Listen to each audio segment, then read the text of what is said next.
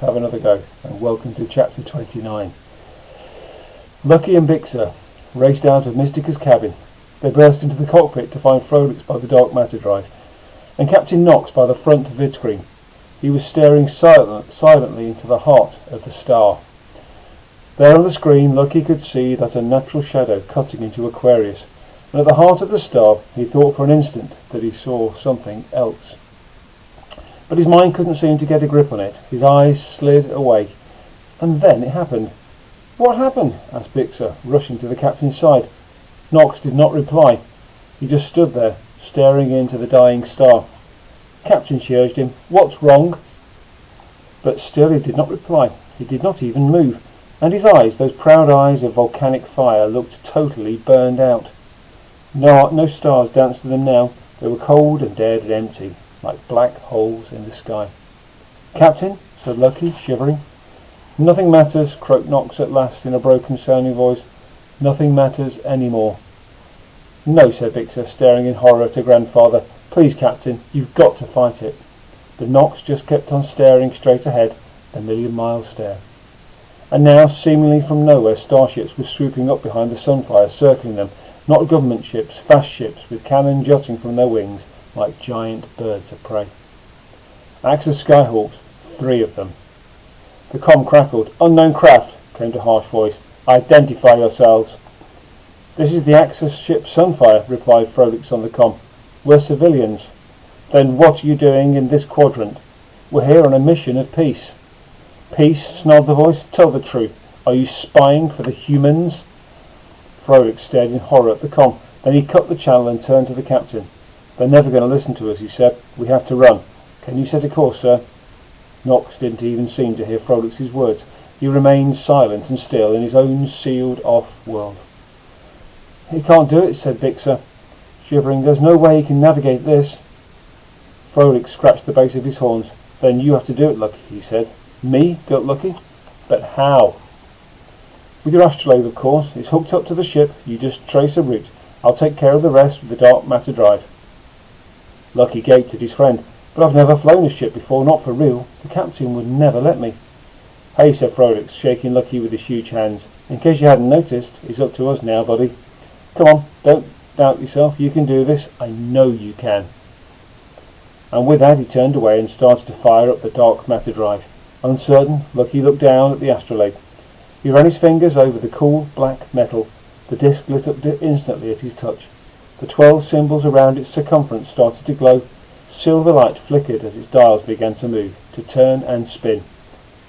He took a deep breath, and then he went into the astrolabe. He was floating in space, totally weightless amongst the stars, and though their silver voices were shot through with sorrow, they were still full of encouragement. "You are flying, you are coming to the light." Further away, he could hear those other songs, those fragments of strange sad songs, still echoing across infinity. "The wolf is coming, the wolf is close, and we cannot. They chilled him to the core, but he shut them out, because much closer and closing in every second, there were 3 Axis Skyhawks coming to get him. And through the astrolabe, Lucky could see all the invisible threads that held them together. He saw right down to the smallest levels, even to the atoms that made up these ships.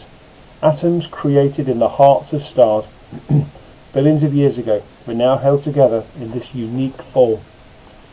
Inside the Skyhawks he could see the Axopilots, each one another unique configuration of atoms, each one like a galaxy in itself, a galaxy of dancing matter and energy, minutely patterned and perfect, beautiful to behold.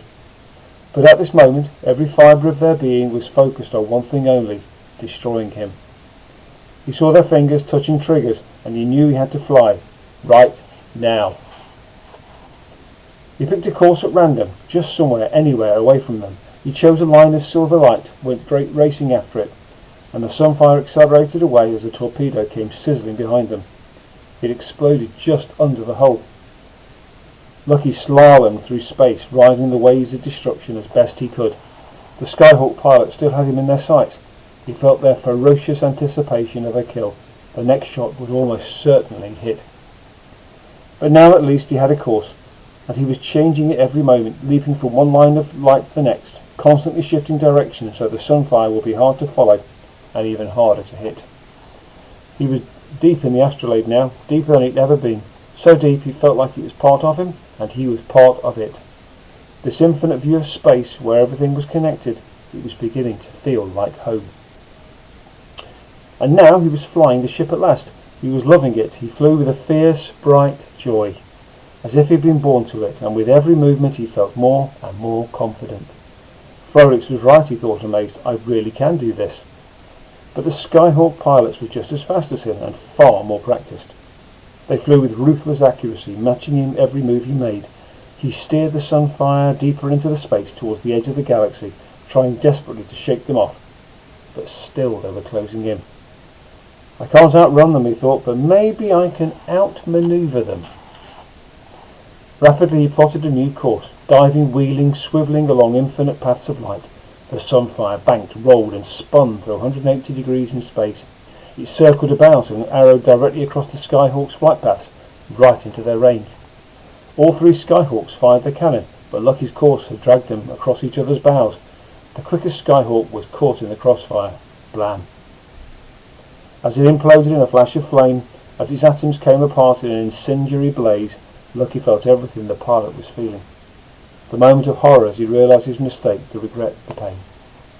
And then gone. The pilot was gone, his life snuffed out in a single instant, his unique form never to be repeated.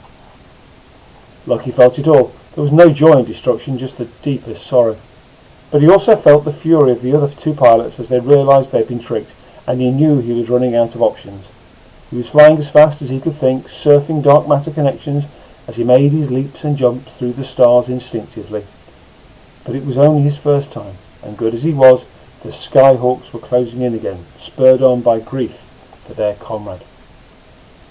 The Sunfire was nearing the edge of the astrolabe's map, nearing the end of the galaxy.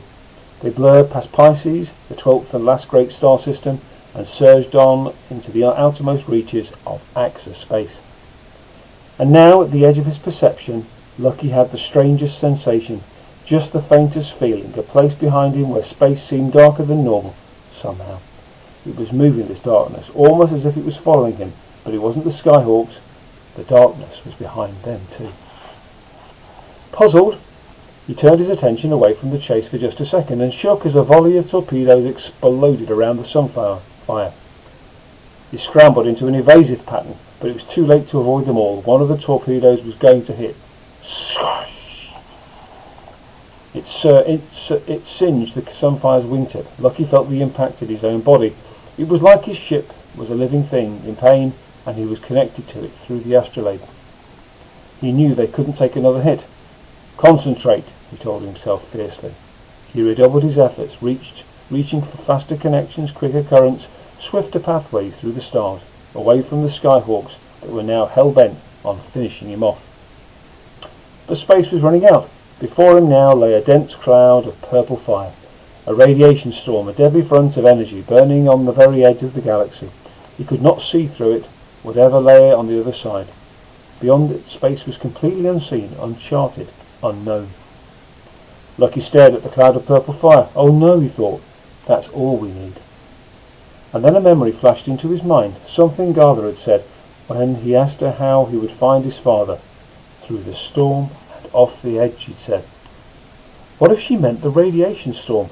What if he flew straight into it and off the edge of the galaxy? It's crazy, he told himself, but what's the alternative? He summoned every last scrap of courage and concentration. Where is my father now? He asked the astrolabe in his mind. A single line of silver light shot out from where he was. It streaked to the edge of the map where the radiation storm marked the boundary of charted space, and then kept going off the edge and out of sight. Off the edge, follow the light. Before he could doubt himself, Lucky steered the Sunfire straight after it. He sent the ship surging along the line of silver light directly into the heart of the storm. He flew right up to the edge of the map, and then off the edge. This time, the astrolabe didn't fling him out. Instead, the map kept going, opening out before him as he followed the fragile line of silver light, just as it had when Garly used it. Somehow she must have expanded the map, giving it knowledge he didn't have before, knowledge of the future, knowledge of the unknown.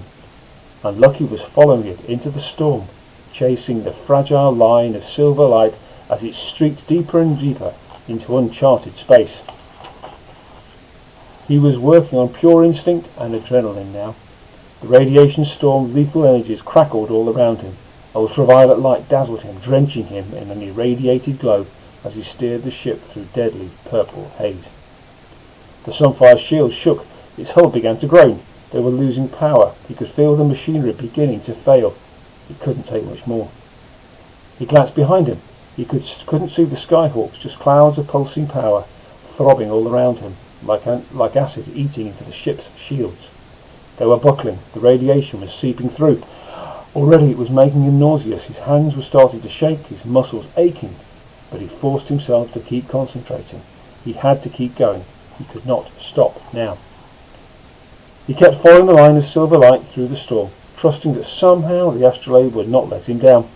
And then at last he glimpsed a tiny patch of black ahead, a break in the storm. The line of light was leading him straight to it. With a swift movement, he sent the ship towards it, and the Sunfire came soaring out of the storm just as its shields buckled around him. Lucky looked back. Still no Skyhawks coming after him. They were in the clear. He pulled himself out of his astral body and back into the cockpit. Bixer was sprawled on the ground beside him. She must have been hurled around in the chase. Frolix was clinging onto the dark matter drive, but he was grinning. "Woohoo!" he whooped. "We made it. You did it. You lost them." "Maybe," said Bixer as she picked herself up. "But what's that ahead?" Lucky's pulse accelerated. What could she see? Could it be the 12 Astraeus? Hoping against hope, he looked at the vid screen, and his hope died. Because right there, before him in space, was a mighty fleet of Skyhawks, the Axa fleet hidden behind the radiation storm just off the edge of the galaxy. And beyond them was the new star system, one he'd never seen before, a 13th sister with a cold blue star at its heart. Circling it was a single white planet like a fist of ice. "Charon," whispered Bixer. "The Axa Army's secret base. I think he found it." Goodness me. Sorry for the beat breaking in. I wonder what they'll find on the new planet. Thank you.